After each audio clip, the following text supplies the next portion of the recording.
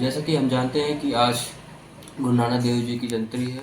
गुरु नानक देव जी की जयंती जो है पूरे भारत में मनाई जाती है। गुरु नानक जयंती यह हमारे लिए एक प्रकार से उत्सव का काम करती है।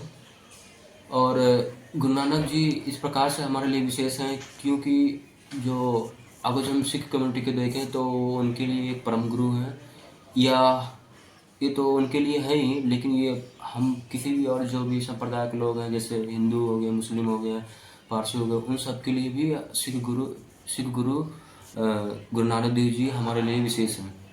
तो क्यों विशेष है ये हम जानने की कोशिश करेंगे। गुरु नानक जी का जो जीवन दर्शन रहा है, उनका जीवन कर्तृत्व रहा है, जैसे उन्होंने कई प्रकार के भारतीय जो अंधविश्वास से उन्होंने क्या किया, उसको क्या किया, नकारा।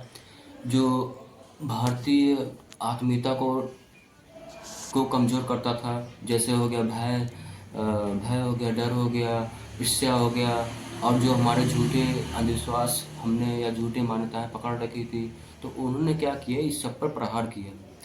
जो प्रहार किया, तो यह जंत्री हमारे लिए क्या सीख देता है, यह हम आज जानेंगे। जैसे उन्होंने बताया कि उस समय जो मुख्यतः 5 या 6 अंधविश्वासें मौजूद थी, और यही हम जानेंगे कि आज हमारे वो अंधविश्वास आज हमारे जीवन में या समकालीन जीवन में या समकालीन भारत में किसी भी समाज में या राज्य में मौजूद हैं कि नहीं है, वो निम्नवत हैं।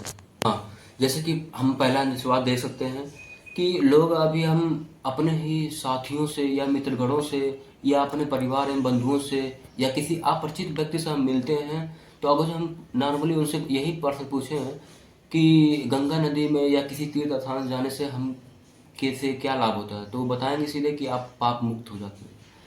तो यदि हम गंगा नदी में स्नान कर लेंगे या किसी तीर्थ स्थान में चले जाएंगे, तो हम जैसे अगर एक उदाहरण के तौर पे उस थोड़ा गर्म मर्म में उसको जाना चाहें, तो देखेंगे कि जो मछलियाँ होती हैं गंगा नदी में, तो अगर जो आदमी नहाने से पवित्र हो जाता, तो जो मछलियाँ हैं तो वो बदबू क्यों देती, वो कब के पवित्र हो गई होती।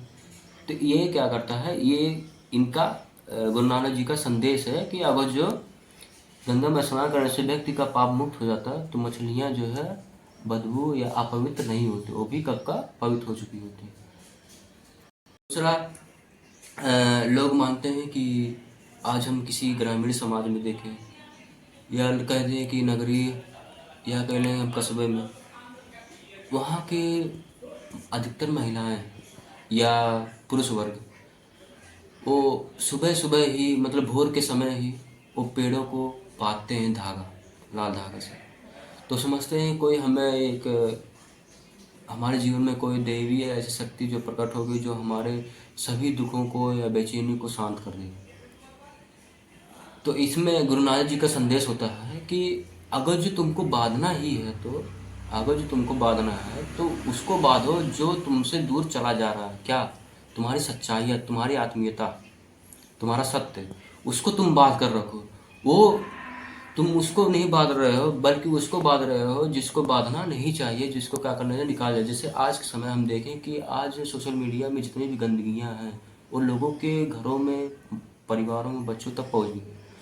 वो चीज़ हम क्या कर रहे हैं, उसको हम पकड़ के बैठे हैं, लेकर पकड़, जो हमें क्या करना चाहिए, उसको हमें हटाना चाहिए, लेकिन उसका हम गांठ नहीं बांध रहे हैं। हम गांठ किसका बांध रहे हैं?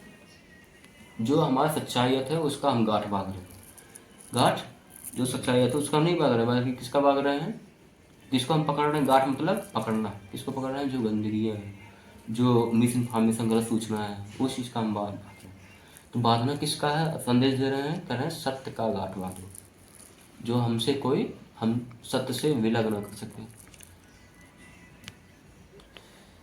तीसरा है कि जैसे समाज में हम देखते हैं, या भारत में ही उस समय के दौरान, माने कि गुरु नानक देव जी के दौरान और आज के दौरान हम देखते हैं कि कहते हैं कि आज, हाँ, और ये तो हमारे सोशल मीडिया और हमारे समाचार चैनलों पर मौजूद होता है पूरे ब्रेकिंग न्यूज़ की तरह, कि ग्रहण और अमावस्या के दिन जो है खाना खाना पाप है। ग्रहण और अमावस्या के दिन खाना खाना पाप है। तो इस पर उनका संदेश रहता है, किसका? गुरु नानक देव जी का। कहते हैं कि आकाश में अंधकार नहीं, आकाश में अंधकार क्या होने से क्या, अब जो हो गया, क्या अपवित्र हो जाता है, अपवित्रता हो जाती है। क्योंकि लोग कहते हैं ना, जो हमारे लोग धार्मिक गुरु हैं, कहते हैं कि अगर खाना खा लोगे तो आप अपवित्र हो जाओगे।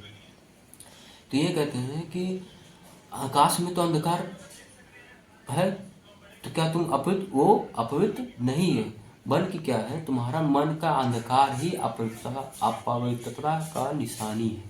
मन का अंधकार ही अपवित्रता का निशानी है। चौथा, गुरु नानक जी का समय या हमारे समय भी देखें तो हम देखते हैं कि जाति और मृत्यु के भेद से क्या कहता है कि मुझे मुक्ति मिलती।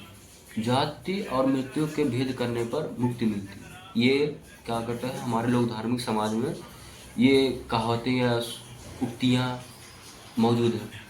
तो इन पर जो है गुरु नानक जी का संदेश होता है कि तुम ना हिंदू हो, न मुसलमान हो, न सिख हो, न ईसाई, तुम मात्र सत्य मात्र हो। तुम उस परम सत्य के एक क्या हो, बस रूप अलग अलग हो एक ही, बस रूप अलग अलग। अब पछवा था उनका कि उस समय जनश्रुति ने या आज के समकालीन समाज में हम देखें तो प्रचलित था कि ईश्वर केवल जो है हिंदू, ईश्वर केवल जो है मंदिर या मस्जिद में ही निवास करते हैं। तो उनका गुरु नानक जी का संदेश होता है कि जब उन्होंने हमने अभी चौथे में गुरु नानक जी का संदेश बताया है कि तुम ना हिंदू हो, तुम ना मुस्लिम हो, ना सिख हो, ना ईसाई हो, तुम सत्य मात्र हो, तुम परम सत्य के एक ही रूप हो। तो कैसे हम कह सकते हैं कि तुम मस्जिद और इसमें मंदिर में जो है ईश्वर निवास करते हैं। जब कह रहे सत्य, सत्य मतलब पूरा विस्तार, समग्र विस्तार। एक समय की घटना है।